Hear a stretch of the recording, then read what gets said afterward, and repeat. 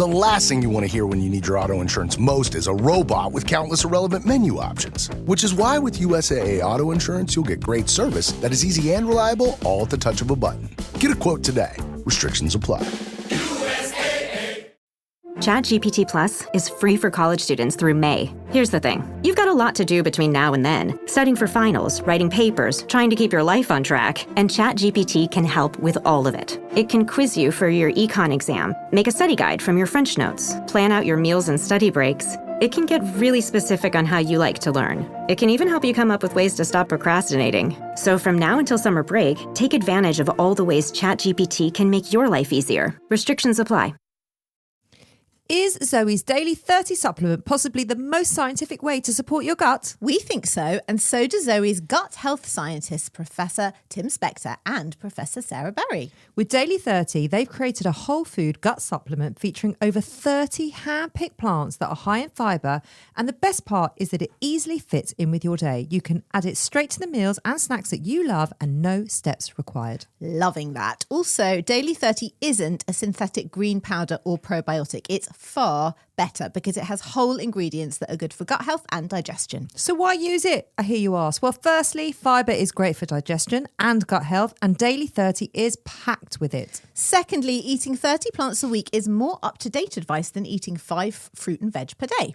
Yes, diversity is king, and when you grind plants to powders, it destroys their food matrix. But Daily 30 is a whole food gut supplement, so it keeps all the benefits of eating 30 plants with none of the downsides. And thirdly, and in our opinion the most important, it actually tastes great. It does. Unlike most supplements. It really does. It's totally delicious and crunchy. We both use it to top it off on salads, scrambled eggs, on a bowl of yogurt and berries. I literally am sticking it everywhere. I know, and my favourite thing is to sprinkle it on poached eggs and avocado on toast. Basically, we're obsessed with it and we use it on everything we can. Ready to make Daily 30 your new healthy habit? Head over to zoe.com/daily30 to start this week. We're offering all of our clubbers 10% off. Plus, you'll get a free Zoe tin and magnetic scoop with your order. Go to zoe.com/daily30 and use promo code selfcare10. That's zoe.com/daily30. Use promo code selfcare10.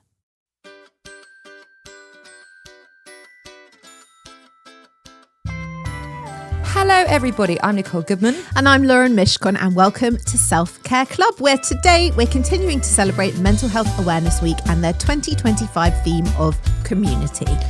We know that being part of a community can make life feel more meaningful and enjoyable, and it is vital for our mental health and well-being.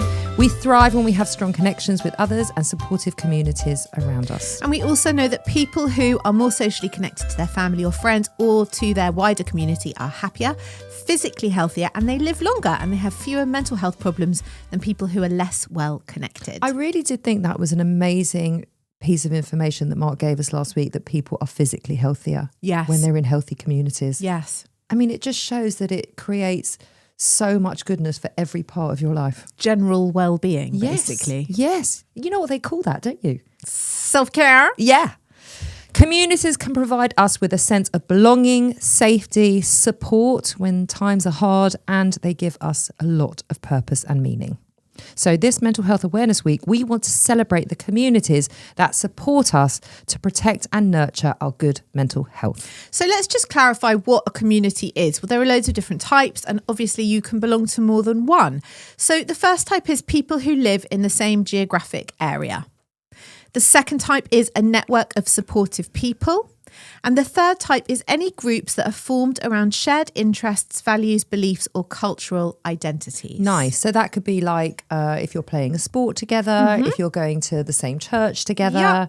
There's all different ways, or just you have the same interests. It could be anything. Exactly. So lots of communities come together in physical spaces like in your neighbourhood or in your workplace, but also lots happen online, like social media groups and online forums. And that's also really important because not everybody is able to get out and be part of communities outside their own home.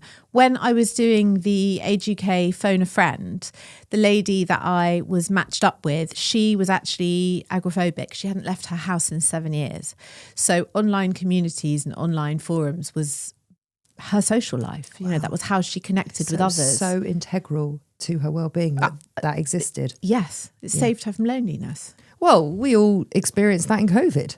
Absolutely. Didn't we? Yeah. With things like FaceTime and Facebook groups and Zoom calls and all of it. It was so imperative that we had those.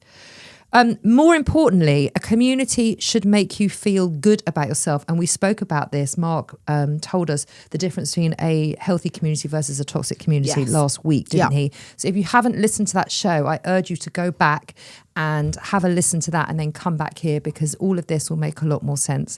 So it should make you feel good about yourself. It should help you to feel safe and feel empathy towards others. A community is there to support and help you through good and hard times. That's what a community is. Yeah.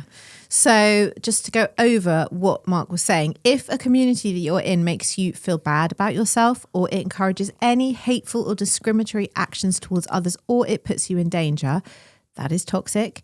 Get out. Yes. ASAP. It is going to damage your mental health and your well-being. So no. And he also said, and I thought this was very interesting, a toxic community is that also the element of not feeling like you can leave or that you can get out of the community.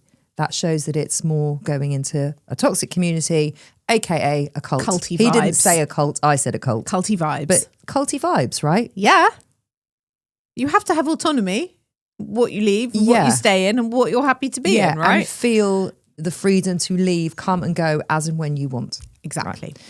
So why is all of this important? Well, social connections, as we just said before, they reduce isolation and loneliness, as Lauren experienced firsthand with Age UK. And feeling socially isolated may reduce our resilience to stress, meaning that we find it more difficult to cope in stressful situations. But on the flip side, regular social interactions help us feel less isolated, and they actually protect our mental health, reducing our risk of anxiety and depression. Yeah, and look, we are social creatures, We humans, and we Yeah. need to belong. And that just links back to our natural survival instincts, where we lived in groups because we were living in caves and there were predators and we needed to be together to be safe. And although we don't need that anymore, we still need that feeling. Sometimes we do. Oh, that's true. Sometimes we do. But we do have an urge, I think, as humans to be together, to Part be of with a pack. others. Yeah. Yeah. And having strong connections with our community helps you feel like you belong, and it can improve your mood. And it also reduces your heart rate, and it activates the brain regions that calm us down in stressful moments. That is amazing. It reduces your heart rate. Yeah. This shit is really powerful. Yeah. It really is. It also gives you a sense of purpose. So taking part in community activities like volunteering or being part of a sports club or a sport, it boosts your self-esteem, it gives you confidence, and again, overall well-being. There is such a theme to all of this, isn't it? All comes back to the same place, which is going to help your overall mental health and well-being. So there was a study done that said that for women in particular, they are much more likely to experience anxiety when they feel disconnected. And if they have feelings of not belonging, it affects their mental health more than it affects men. Interesting. I am not surprised. You go back to the days of being in school when you're 12 and 13. And I've got 2 daughters, right? So I see it all the time. And how important it is to belong to the pack, to be the same as the pack, to be a part of this tribe. And when you feel like you are not in this tribe, or that you don't belong, or that you're on the out, and we have all felt like that, it is crushing and soul destroying. And it creates so much anxiety. And by the way, that is still so prevalent now with young women. And I think we take that into our adult life. I really do. I really think it starts at the age of 12. I also think that friendships are such a vital part of women's well-being. Yeah. You know, it's like men have hobbies and women have friends. Yeah, you said that last week and I loved it. And they, their whole social status depends on it. Much more so than men. It's very interesting that. And I do think about it, because I think there are a lot of men who are kind of happy with work. That takes up a lot of their time. Yeah. And then coming home, presuming they have a family at home. And that's kind of enough for them. I do my work, I come home, got my wife, got my kids. Like, But even if they don't have a wife and kids, they need socially less. Like, I need to see my friends. I need to be connected to my friends. I need to catch up with my friends, to see them, to talk to them, to hug them, to know what's going on in their life, to share what's going on in mine. I need very much all of those things. Adam doesn't need it. He likes it when it happens, but he doesn't crave it if it doesn't. Is Ollie the same? Yeah. He really likes his hobbies. So he really likes to do things. And often those things are with other people, like tennis or whatever. But he's also happy to do things like go on a boat on his own. You know, as long as he's occupied. That sounds lovely. He's fine. So yeah, he likes to be social and he likes to be with other people and it makes him happy. But I don't think it's as important. Although we have had conversations about it, and it's obviously something he's noticed. And I think he's actually made quite a lot of effort in the last few years to sort of make more friends and new friends and have his own kind of social connections. And I think that's very healthy. I do too. Adam doesn't make friends. I mean, he plays tennis, so he always has to play with other people. Tennis friends. But they're not tennis friends. Whereas I've just started, he's been playing tennis a couple years regularly, and I've just started playing paddle, as I have mentioned a few times on 40ish. Just a few. But I am starting to make friends. I've only been playing, 6-7 weeks, and I'm making friends now. But that's so me and it's so Adam. He just doesn't have the need for it. Yeah. It's very interesting. I really do find it interesting when that happens. I don't know why.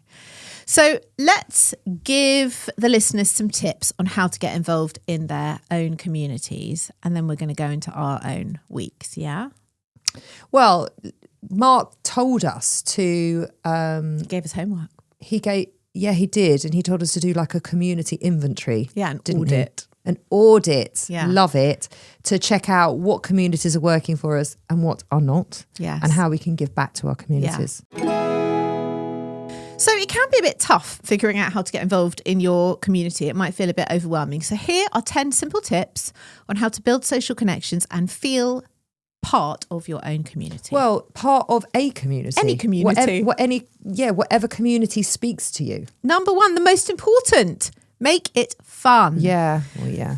One of the best ways to connect with others is by doing activities that you enjoy. So join a club or a group that focuses on your interests like sports, music, reading, gaming. You're going to meet people who enjoy the same things as you. So you've already got something in common, and that's like a really good starting point, isn't it? Yeah. Oh, yeah. It's got to be fun in order for you to stay invested. And to want to go. Yeah. Yeah. You can get outdoors. Spending time outdoors can help you move more, which will also improve your physical and mental health. And you can get the added benefits that come with being close to nature. And it opens up your chances for casual social interactions, also known as micro-connections. Love a micro-connection. It's Laura's favourite practice. It is. We wrote about it in the book. You can go for walks, you can join a running or a cycling group, or spend time in a community garden to feel more connected.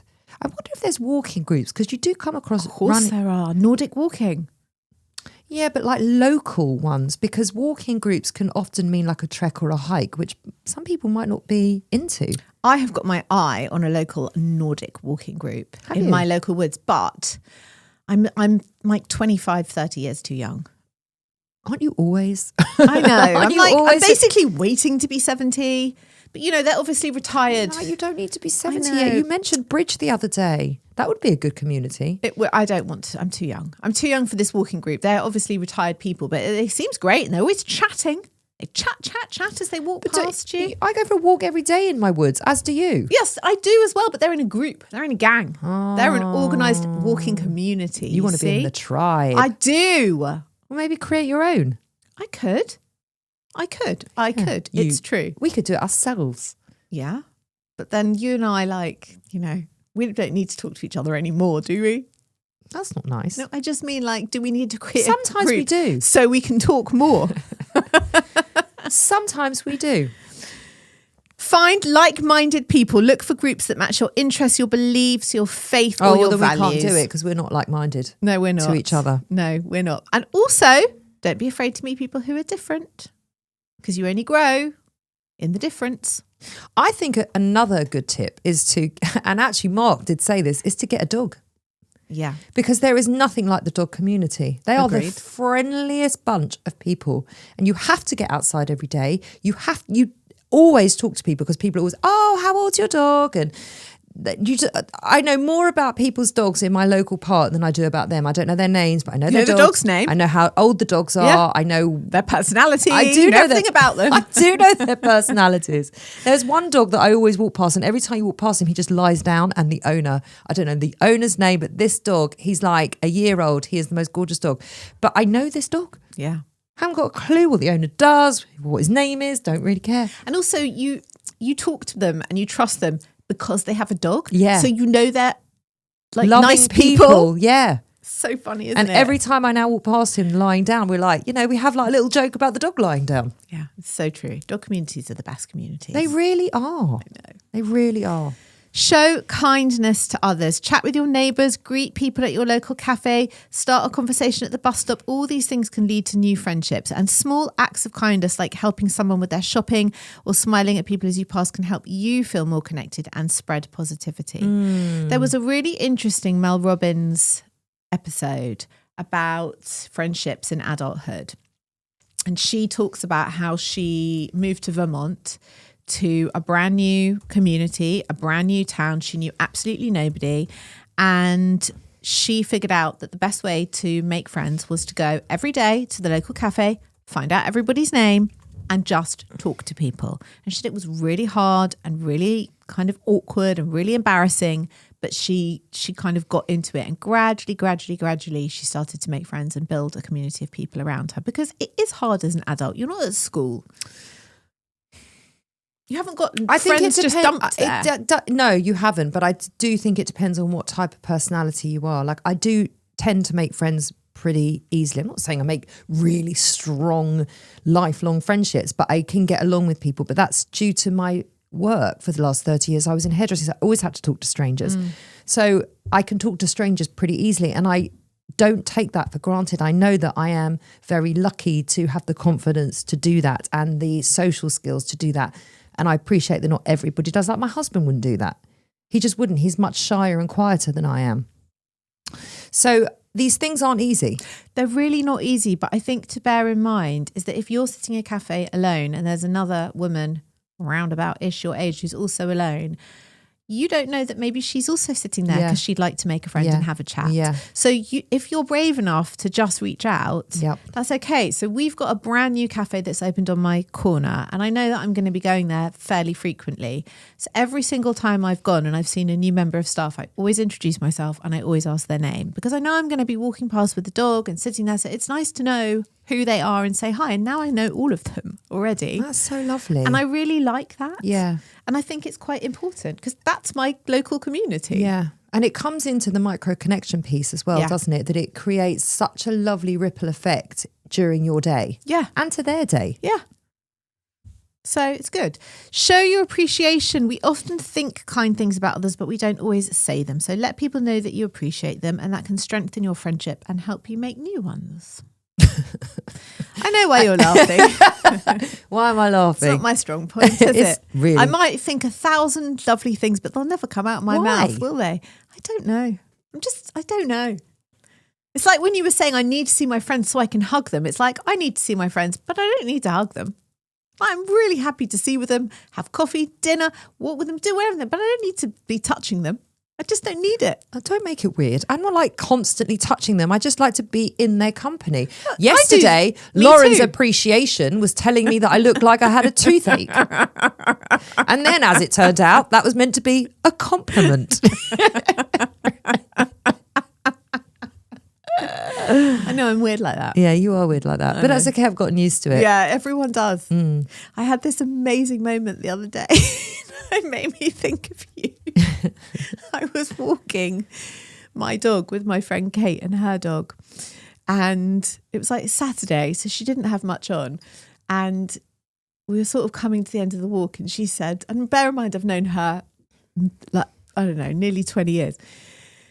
And she said, what are you doing after? I'm like, I'm not really sure if I'm going to go home and have lunch or, you know, come back to you. Who said this? Kate. Like, you know, are you busy this afternoon? Like maybe should I come back to your house or should I go home? And I was like, I don't care, whatever.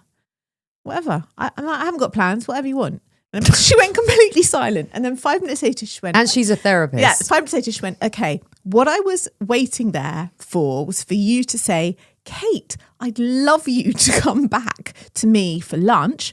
Or, do you know what? I've got stuff to do later. She's like, but what I was hoping for there was like...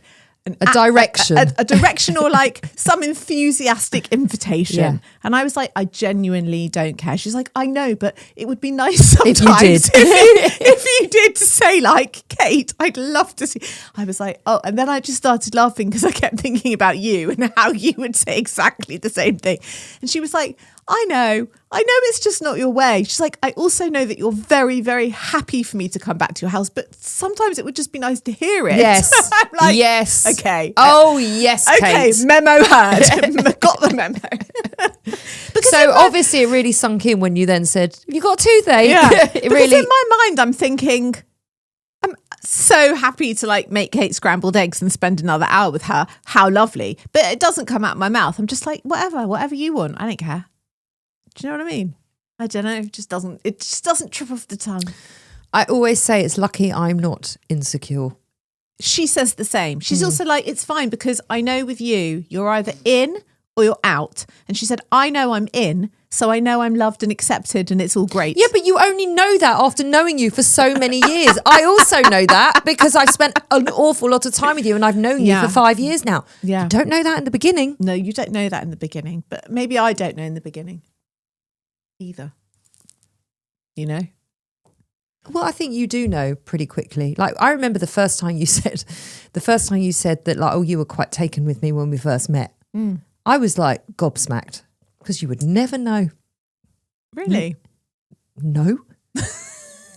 Got like a poker face on the whole situation. Anyway. Yeah. Anyway. So building community with you is fucking difficult. Yes. Because I don't express my love. No. In open ways. You do occasionally.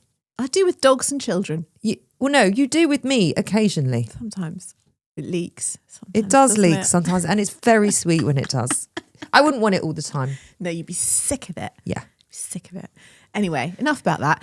You can become part of an online community. If in-person socialising is tricky for you, if you've got mobility issues or social anxiety, or you might just have limited time, online communities can be a great alternative. And there are loads of different ones. There are loads of mental health forums, Facebook groups, local community WhatsApp groups. I mean, does Adam love the neighbourhood WhatsApp group? We have a street one. I feel like Ollie's always on it. No. Oh, Adam we is do not. have one. We do have one.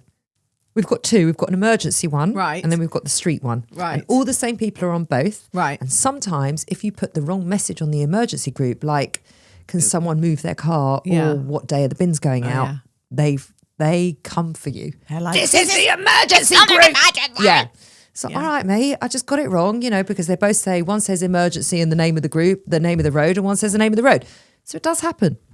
I actually find it really sweet. So if an alarm goes off in the night or something happens and someone's away, you'll often find a few of the men in the neighbourhood out in their shorts with a torch checking that's and lovely. messaging each other. Like it's a very nice road. Yeah, ours is a very nice Like, road really as well. supportive. Very. And then someone will be like, oh, I ordered too much on my Ocado shop and they brought me double. It's outside my door if anyone wants. It's just stuff like That's that. nice. Yeah. Really or they've got my nice. daughter's old reading books. I'm just going to leave them on the doorstep. Just come and help yourself. There's a lot of that. That's proper community. Yeah, it really is. That's so nice. It really is. Before searching for online communities, we are just going to note this. Just please be aware they're not all good for you. A healthy online community needs to make you feel safe and valued and connected, not drained, not anxious. Please be very mindful of the spaces that you are in, and ask yourself, does this community align with my values and does it support my well-being? I like that. Yeah. That's really, really good to note. Thank you for that. You can volunteer, Yeah. give to charity. Yeah. You can care for your local community. There's so many things that you can do, isn't there? Yeah. You can welcome new members to your community. That would be nice, wouldn't it? New people often want to make connections, so try introducing yourself to newcomers. When I moved into my house, which was 18 years ago, someone brought over a card and flowers and said, welcome to our road. How lovely is that? That is so lovely. So when my neighbours moved in on the other side, I baked them a cake and I did the same thing with card. That is so lovely. Yeah. Because I think it's really nice to know. That is so lovely, especially if you bake the cake. And now we have each other's keys. And, it's like you trust each other. It's really nice. Love that. Yeah. You can find peer support groups if you're struggling. So if you're going through a difficult time, connecting with others who have had similar experiences can be really, really helpful. And peer support groups provide comfort and reassurance, and they remind you that you're not alone, which is really important. I'm on a peer support group. Are you? It's on Facebook, and it's called Loving Our Senior Dogs. Oh. And it's all people who have very elderly dogs, and it's really helpful because you can ask questions, to each other. And also a lot of the dogs, as they say in the dog community, pass over the rainbow bridge. I don't know why they can't just say die, because I would just say die, but apparently you don't use that word. And it's very supportive. Like if it happens, everyone's jumping in there with the love and the support. I and the love poems. that. Yeah. Finding a community near you. How do we do this, Laura Mishkon? You can check your local council website, check your local place of worship for social groups. You can look at community Facebook groups. You can look at volunteering websites. You can talk to your neighbours, check the notices in local shops and cafes. And if you do ever go to a library, they're often there. Find a local sports group or join a choir. That is so helpful. I mean, the join a choir in the local sports group, you can join a book club. I mean, there's a million things that you can do, isn't there? There are so many people who have said in particular that joining a choir has been life-changing for them. I think any community that you align with that resonates with you is life-changing. I don't think that's specific to choir. I think it's just what it offers, which you can find in a running club or a book club. So true. Yeah, or a bridge club or whatever it is, whatever it tickles your fancy. We're going to cut to a break. Yes. And then when we come back, we're going to talk about Mark's challenge to us and how we navigated it.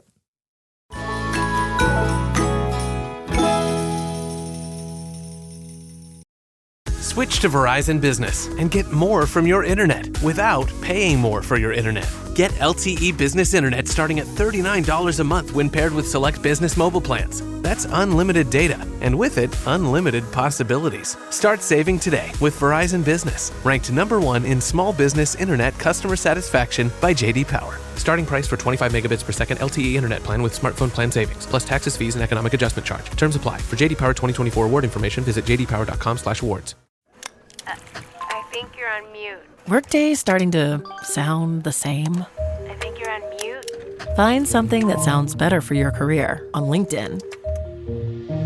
With LinkedIn Job Collections, you can browse curated collections by relevant industries and benefits, like flex PTO or hybrid workplaces, so you can find the right job for you. Get started at linkedin.com/jobs. Finding where you fit. LinkedIn knows how.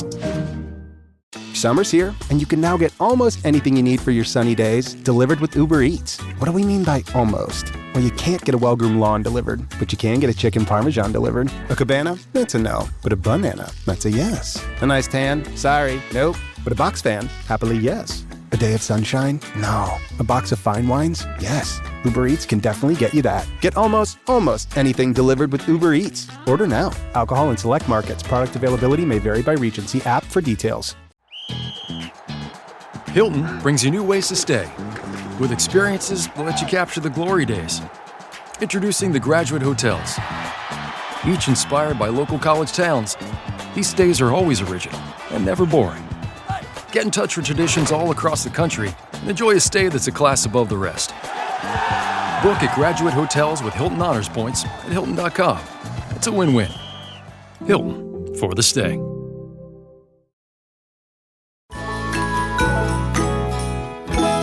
Let's talk about Mark's challenge in full. What did he ask us to do, Lauren? He asked us what experiences in community have brought us joy and safety. That was the first question.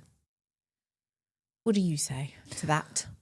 Well, obviously mine is all based around exercise, Yes. because it's a big love of mine. So I've always found my communities in either gyms or now I'm starting paddle, which is this very new up and coming sport that everyone is getting into. And being part of the paddle group and being part of my gym group or doing something, this shared interest, for me, it just lights me up. I used to have it in my old gym, and there was a group of girls that I always used to train with, and we always used to push each other, and we used to have such a laugh together, and we used to go out for dinners, and they were such a strong part of my community. They were just fabulous, and we had so much in common in terms of what we do in the gym. And then I had to leave the gym, and I was pretty devastated to have to leave the gym, because it wasn't really leaving the gym, it was leaving them and what they offered me. And then I joined a new gym, and I met some friends along the way, but it's not the same. The community is different. I've made some lovely friends, and I really enjoy training with them, but it just looks a bit different. But now that I've found paddle, and I'm meeting new people all the time, and I'm also learning a new skill, and I'm learning that with people, we have a very common interest, and it's it just feels very natural. It feels really fun, feels really lighthearted. There's nothing serious about it. And it just ticks all the boxes for me. Everyone's really supportive and really lovely, and I'm thoroughly enjoying it. It's a shared interest. It's doing something that you like, and it's other people who are also doing that and learning it. So it's nice. And it's physical activity, which is it's everything that you love, which is a huge part of my value system. What about you? Well, I looked at my audit and I was like, I think, and I've been saying this to you, and I've been thinking it for a while, like I need to do more me stuff, because I don't know what show it was we were talking about it, but my kids are getting older. I'm less needed at home. There's less physical and emotional need for me, and I think I've become so used to kind of making sure that I'm always available and free and there, that when I'm not needed to be available and free and there's gaps of time that I could certainly be filling, but I think I'm not quite in the space where I have made that leap to the filling of them. But I think that's what started me off in paddle. Interesting. Just having a bit of extra time, especially at the weekends, because my kids are out and they're doing what they should be doing with their friends, and they're busy. And I was kind of sat around a bit bored. Which is I know. And I'm never bored, and I can always find things to fill my time, and I'm very, very happy kind of pottering about, but I'm also aware that I need to do more. So I did look at it, and I felt like the dog walking is definitely part of my community, but obviously my walks have been very curtailed because he's so old now. So my morning walk, where I would always see the same people and always have a chat, it's different. Community. Yeah. The community is shifting. It has. So I did it the other day with my sister-in-law, and I did bump into a few people, and I was like, oh, how are you? Your elbow was broken and now it's better. And she's like, you know everybody. I'm like, well, I've been seeing these people for years and years and years. So that it's quite important to me. And it also involves the being out in nature. But now and the fresh air. Now that we've gone through all the reasons of why it's so good for you, you can understand why you can miss it, or why you've got to keep doing these things, because they're so good for you. Yeah. Also, I'm really lucky because I have a very tiny family. I only have 2 cousins and 1 brother, and my husband has an enormous family, and they really are like a community, and they are they are friends. They are not just his cousins. They are my genuine friends. Yeah, they are. And I often meet and also up. His sister's one of your closest friends. She is my I consider her my sister, the same, but like the people that his cousins have married are some of my best so friends. Lovely. So it is really lovely, and I do consider them my community, and I feel very lucky to be part of such a big community of people, and to celebrate things together and be there for each other, and it is supportive and sweet and nice. So that is, I think, what we're both talking about now here, just to highlight, is healthy communities that add to our lives, to support our well-being, that make us feel good, that bring joy. This is healthy community. Have you ever been part of like a toxic community, or a community that's not very good for you? I was really thinking about that, because Mark also asked us, didn't he, look at the times that bring you the opposite of that. Yes.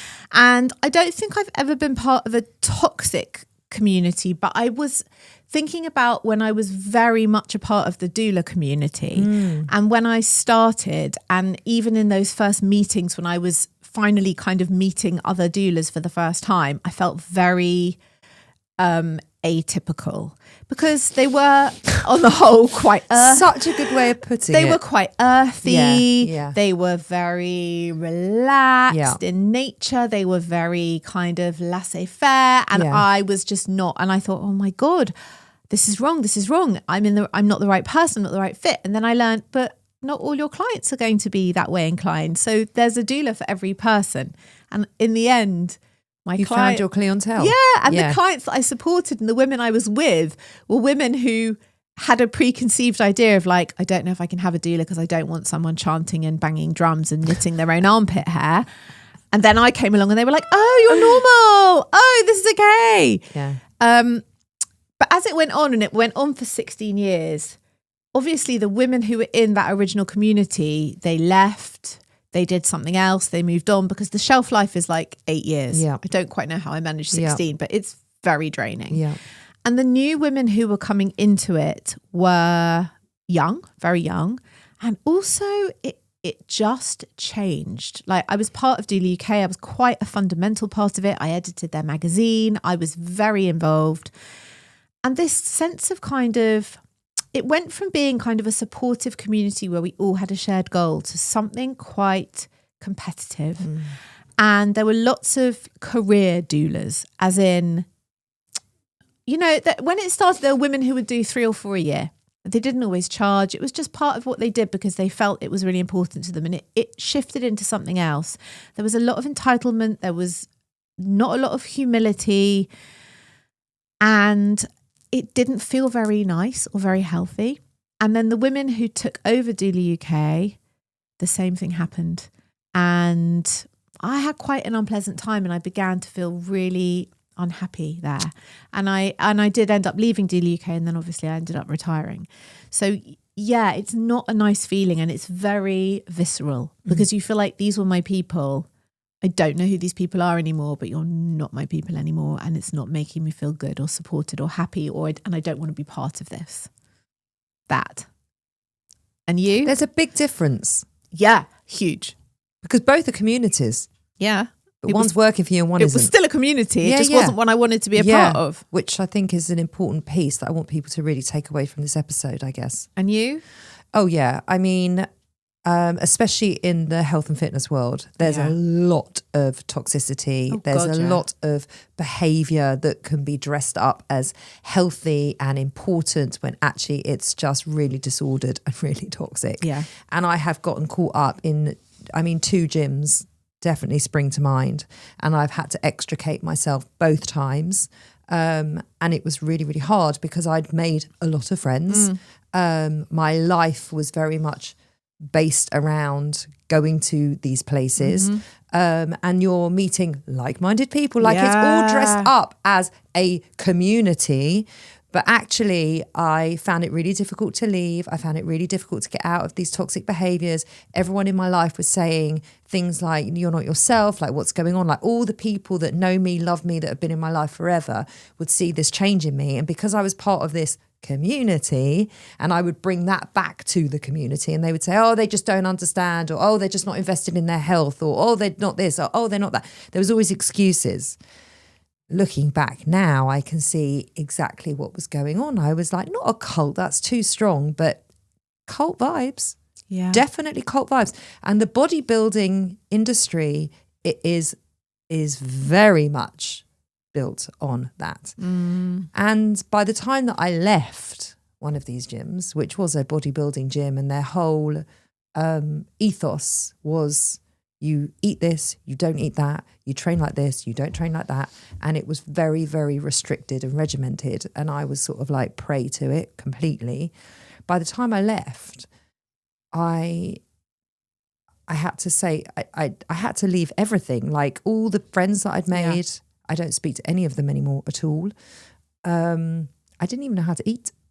But it's also because it's so normalized within that community, it feels normal to you because everyone's in it, everyone's doing it, everyone's living it. But then what it does is it takes you away from your family and your loved ones, because they're all going against it because they can see it's not good for you, but because you're so indoctrinated in this way of life. Yes. And it's them being so, but they don't understand. Yes. Then it becomes much more divisive, right? But they're also all doing it. So when you're there and with them, it's normalized, Yes. even though it's not Yes. normal at Yes. all. It Yes. feels normalized. Yes. It's only when you're outside of it. But that's very hard to take yourself out and go, hang on, this isn't healthy. This isn't normal. Well, it took me a good few years, and Yeah. the one gym then led into another gym. So it was all kind of part of the same period of time. It did so much damage. Yeah, it did. It did.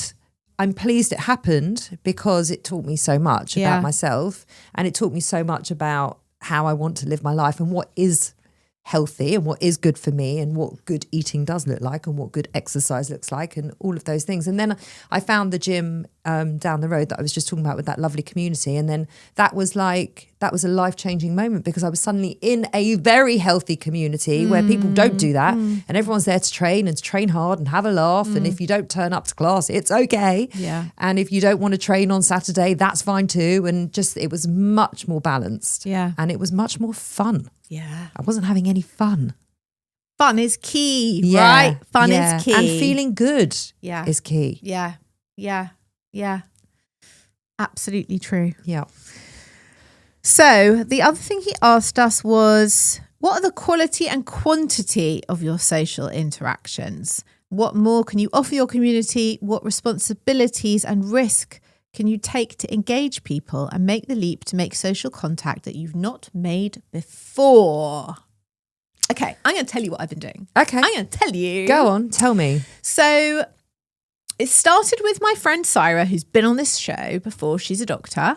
And for context, she is half Christian, half Muslim, married to a Jewish man. So she's all the major faiths mushed into one, and so are her children. But she doesn't really practice anything at all. She was invited to a bar mitzvah of her daughter's friend.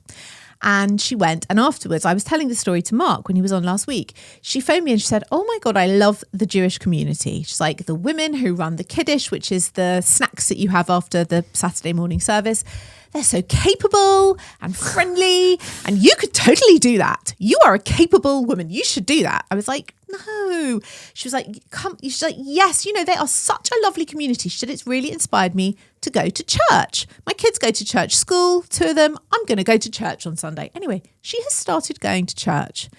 She said she's made all these friends. And then yesterday she texted me to say she has just been invited to her first dinner party by some church friends that she's just made. I was like, good for you.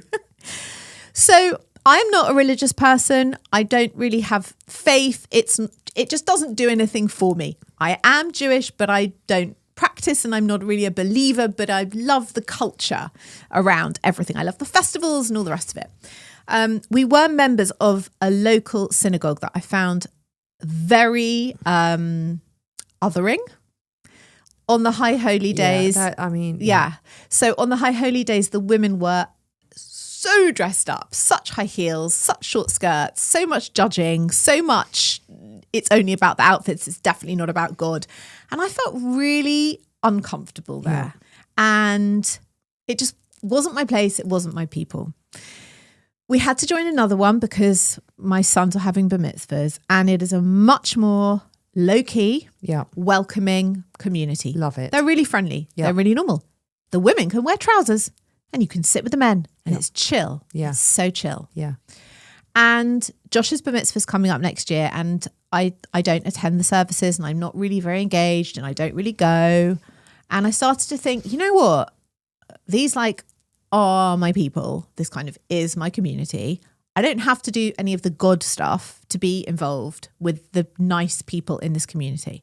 Like on one of the festivals recently, a woman rang on my doorbell and handed me a pot of local honey. I was like, hi, why are you here? She's like, oh, we're just delivering to our community. This is nice. Yeah, it's nice. It's lovely. Another one invited me to a tea. I didn't go, but I was invited to a neighbourhood tea. I was like, these are nice people. Yeah. So I looked on the local synagogue social group and I thought, is there anything here that interests me that I could join, that I could be part of a community? It's not a religious thing, but just something. There was a knitting and sewing group. Nope. No, don't worry. Don't worry. I tried it a few years ago. They basically threw me out because I was the most terrible knitter. So not for me. There was a single mothers group. Nope. And there was a grieving group. Nope. So there was a thing at the bottom that said, if you are thinking about a group that you'd like to run or start, ring me up. I rang her up. Are you going to do the walking group? Well, they are asking for like if anyone wants to like start a dog walking group. I could totally do that, but then I've got to commit in the rain, the snow, the sleet, the whatever. And I can't walk at the moment with my dog. Right. Anyway, I rang her up and I said, listen, I've had this idea. I said, I would do a podcast about self-care and wellness. And Nicole and I have been talking about like sister circles and how we did one. And then I just recently did a course on one. And I said, I'm just wondering if there is a space where I could kind of hold one. Obviously free of charge. And the women in the community could come once a month and we would sit in circle and do a sister circle together. Like, I don't know how it would pan out. I don't know if it's going to be any good or if anyone would want to come. But I'm thinking about doing it. And she was like, great, I'm going to put it in the next newsletter and let's see if there's any interest. Do you love it? I do love it. Yeah. I'm also really, really taken aback by the whole thing. Are you? Yeah. Why? Because it's very like off-brand for you. Okay. And also Yeah. a bit more on brand for Yeah. me. Got an email from them yesterday. Yeah. Just the general weekly newsletter. Yeah. Are you in there? No, it'll be next week's. Does anyone want to sign up to volunteer to help with the kiddish, which is the little snacks after the service on a Saturday? We'll only call you like once every 6 weeks. I was like, fuck it. I can cut up carrots better than anyone. Yes. So I was like, yes, I will volunteer. I thought, you know what? I will get to go. I will get to meet other people in my Love community. it. I did this with Lily Rose's school. Yeah. They needed some volunteers. Yeah. And I've done it a couple of times. Yeah. And I actually really enjoyed it both times because I got to meet a lot of the parents. Yeah. Because, you know, she's at secondary school. So you don't go to sports day. You don't pick Yeah. up. I don't drop off. I Yeah. don't see anyone. Yeah. And actually, I really enjoyed it. Yeah. So you can get a lot from it. Yeah. And you can take the bits that you like from it Yes. and not have to do the bits you Yes. don't want to do. Yes. You know? So listen, who knows? I love this. Maybe no one will want to come to my sister circle and it will all fall flat. But maybe I'll get a new puppy and I'll start a dog walking group. I don't know. I have also volunteered. Oh. It's not religious, Okay. and it is professional. I have Yes. kept it professional. I've done a couple of things Yeah. because it's just been more on my mind. I volunteered to be a judge at the British Podcast Awards. Yes, you did. Now I wanted to be part of my podcast community. community. Now the thing is with podcasting is it's quite an isolated job. We sit in the studio, we don't really see other podcasters occasionally when we're doing a swap over in James's studio, but that is it. And I always love going to the podcast events. We've got one tonight. I'm really looking forward to it. I love seeing other podcasters. It's very eclectic, the podcast community. But that's what I love about it Yeah. because you're always talking to someone interesting and everyone's got something to say because they're podcasters. So they talk for a living, right? Anyway, it came up on an email. Would you like to be one of the judges at the British Podcast Awards? And I thought, you know what? It is a lot of time. It's hours and hours and hours of audio that you have to listen to. But actually, A, I'm giving back to my industry. B, I get to learn about the podcasting industry. And it's just like, to me, that is just a win-win. And you get to call yourself a judge, And I get to call myself a judge. which is a little bit of a flex. It is a flex and I'm really looking forward to it. Yeah. But also, I like that I get to give to my own industry. Cool. Very, very cool. I also have been more active in one of my online groups, one of my Facebook groups. I'm part of this neurodiversity Facebook group. And For parents or for anybody? for parents Okay. of girls. Interesting. It's very, very specific. Right. And it's very active. And in the early days when I'd first got my daughter's diagnosis, I was completely lost at sea. I didn't know where to go, who to turn to. And some of the resources that I'd been pointed towards, they just weren't cutting it for me. I just didn't feel like they were talking to me. And this group was like a bit of a lifesaver. And it really got me on my feet. It was like a very quick education in what I needed to know. And everyone is so supportive and helpful. And I've noticed recently that there's a lot of people coming, or maybe I'm just a year down the road, so I'm not that newbie anymore. And there's a lot of people asking about diagnosis, when to get a diagnosis, what to do once you've got a diagnosis. Or some people are just going on just to say, I'm lost and I'm having a really hard time and I don't know what to do and I'm not asking a question, I just need some support. Yeah. And I've been intentionally more active on that group. Yeah. Because I guess giving back to the people that gave to me. They helped you, yeah. People don't need to answer. They don't. And it is just out of the goodness of their heart to help another fellow parent who is lost at sea. So there you go. That's what I'm doing. That's really good. Because it's in a community that has really been hugely life-changing and important to me. Yeah, and then you understand how helpful those answers are to you, so you know how helpful your answer will be to someone else who's just at the beginning of this, or who's just having a really hard day. Or even sometimes I often go on there and say, I have no advice, I just want to send you a hug, and I really do understand what you're going through right now. Yeah. It's hard. Yeah, I think the important part of these online communities is that whatever it is that you are, you know, if it is a support group for anything, you feel like you're not alone. Yeah. In it. Yeah. And there is always somebody, whatever situation you're in, whatever you're going through, whatever you're dealing with, there is always someone else dealing with it too.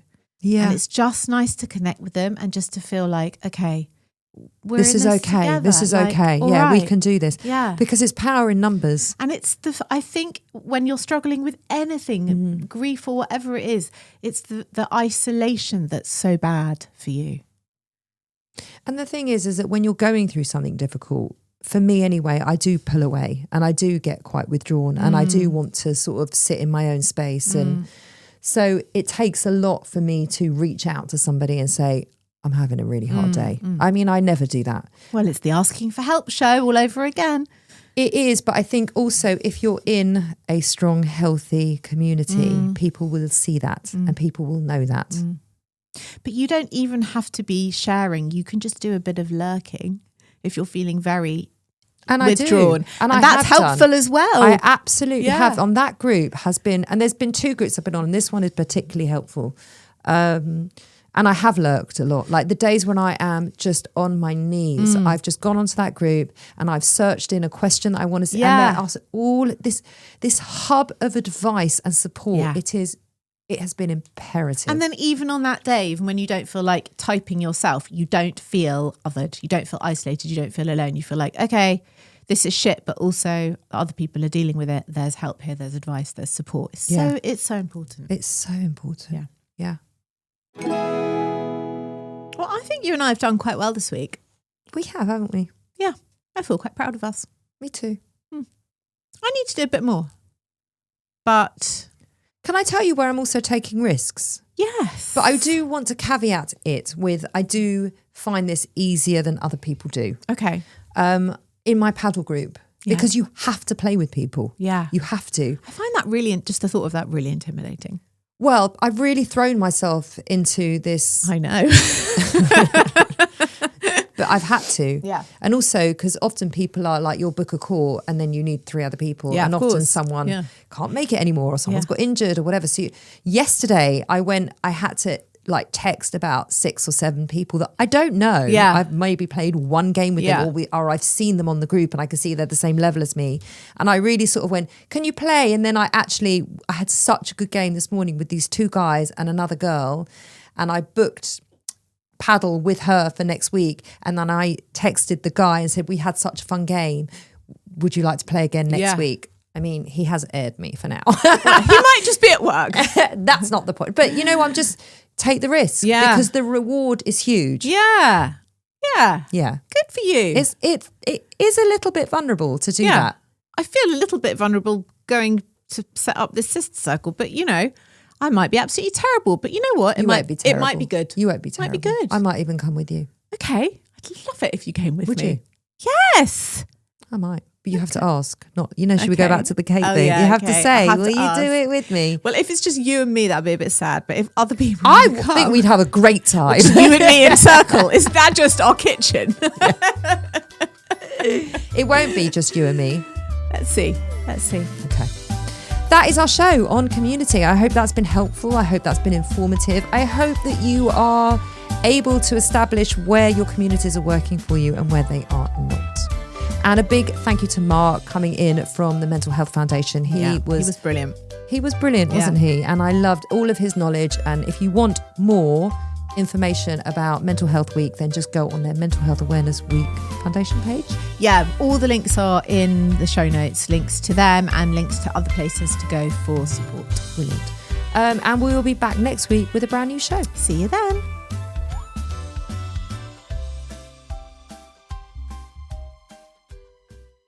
Shop the Sherwin-Williams Memorial Day sale and get 30% off paints and stains May 16th through the 26th. With prices starting at $34.29, it's the perfect time to transform your space with color. Whether you're looking to revamp your bedroom, living room, or home office, we have you covered with bold hues, soothing neutrals, and everything in between. Shop the sale online or visit your neighborhood Sherwin-Williams store. Click the banner to learn more. Retail sales only. Some exclusions apply. See store for details.